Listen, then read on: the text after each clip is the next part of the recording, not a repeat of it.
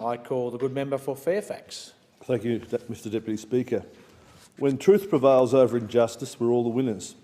Last week in Australia, the truth prevailed over injustice, and the Australian people were the winners, and the government was the loser in the court of public opinion.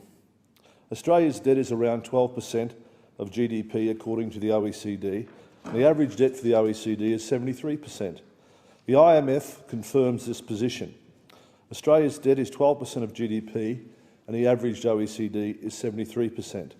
So while Australia is only one of 13 countries in the world with a AAA credit rating, the best rating in the world, one of the lowest debt levels in the world, the Treasurer and the Prime Minister tell all Australians we have a debt problem. Why do they tell such untruths to the whole country? No member of Parliament should vote for any appropriation bill for a government that lies to Australians and does so for an improper purpose. It seems the Liberal Party wants to fool Australians and grab their money and grab control of their lives. The Prime Minister keeps telling Australians that we all have to share the burden. There is no budget emergency. That is the first big lie of the Abbott government. There is no budget emergency. What we have is a revenue problem. We need to raise money, and it is just incredibly dishonest for the Abbott government to run around citing the Commission of Audit as if it was some independent analysis of the situation. It is not. They were given strict terms of reference by the Abbott government to ignore raising revenue and instead focus entirely on cutting services.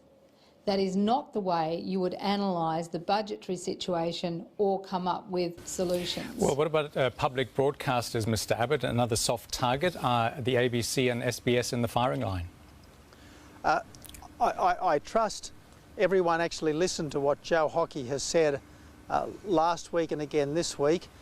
No cuts to education, no cuts to health, no change to pensions, no change to the GST, and no cuts to the ABC or SBS.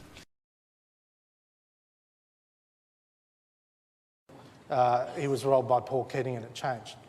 But the bottom line was, when he introduced it, he said Medicare would not be sustainable.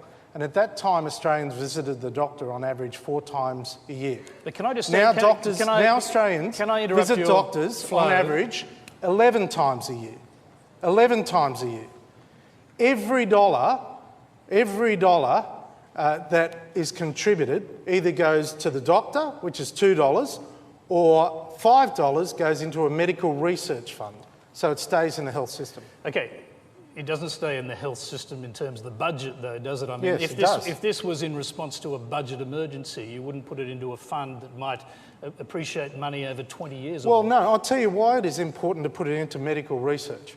Because if we are truly going to find the cures for cancer, mental health illnesses, Alzheimer's and so on, we've got to start investing now. And medical research is a great strength of Australia. We're very, very good at it. So every single dollar of savings, including the co-payment, goes into the Health and Medical Research Fund, that fund. Mr. Hockey, the questioner wants to get back in there. Mr. Hockey, I understand that medical research is important, but as you explained to the previous questioner, you come from a background that wasn't very privileged.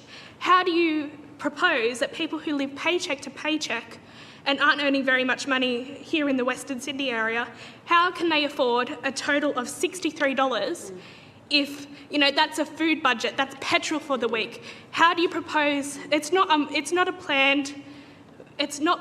How can you plan that your children are sick? The chairman of the recent National Commission of Audit, Tony Shepherd, says Australians visit the doctor too often. All Australians on average go to the doctor now 11 times per year. I just don't think we're that crook. So, are we really going to the doctor 11 times a year? Medicare data shows that in 2013 there were over 128 million visits to GPs. That means on average Australians visit their GP 5.6 times a year. Federal Health Department statistics, which also include specialists and psychiatrists, show that when all doctor visits are included, the average Australian makes 6.9 visits to the doctor each year.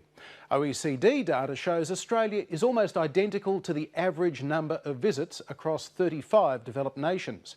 Australians do use, on average, 15 Medicare services a year. That includes things like blood tests and x-rays, but doctors can and do perform more than one service in a visit. None of the data on doctors' visits supports Mr Shepherd's claim that Australians visit the doctor an average of 11 times a year. He's incorrect. That's a fact check. More details are on our website.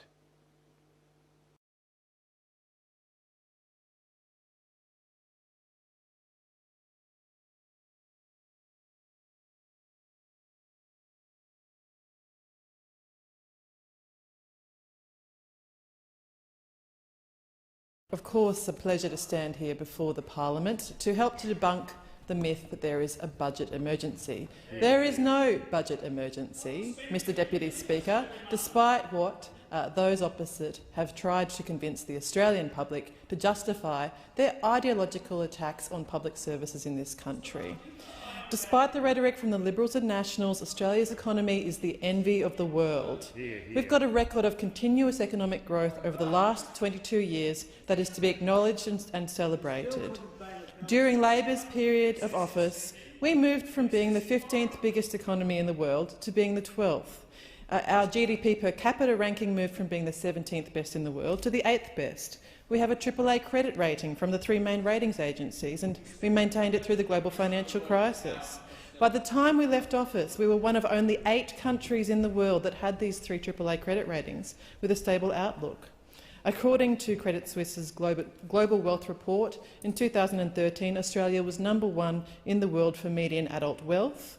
Our net debt is just 11% of GDP. It's the 3rd lowest net debt in the OECD. It is the 3rd lowest net debt in the OECD, and yet the Liberal National Party carry on as if there's a budget emergency. And let's talk about the figures in my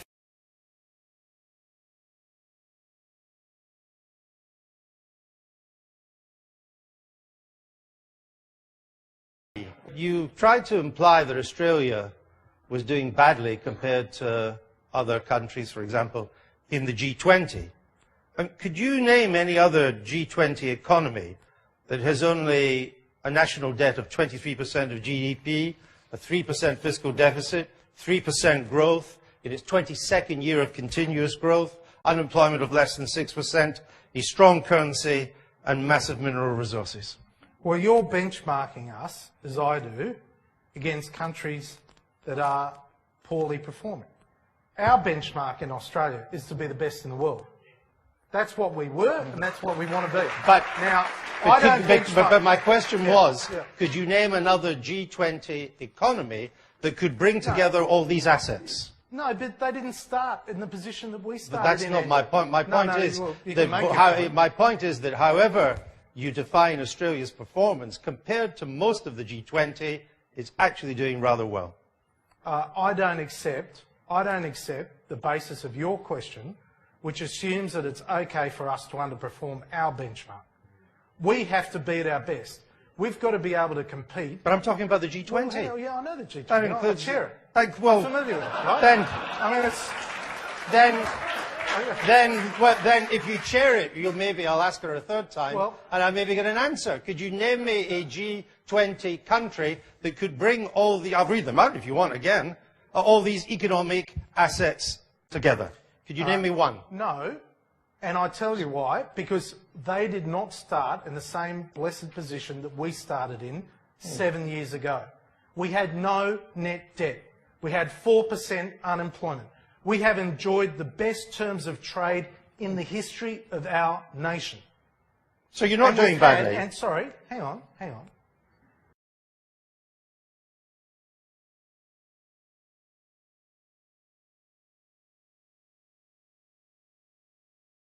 View was you don't know how lucky you are, more or less, that the Australian government is in a remarkably good economic position by comparison to other countries in the G20.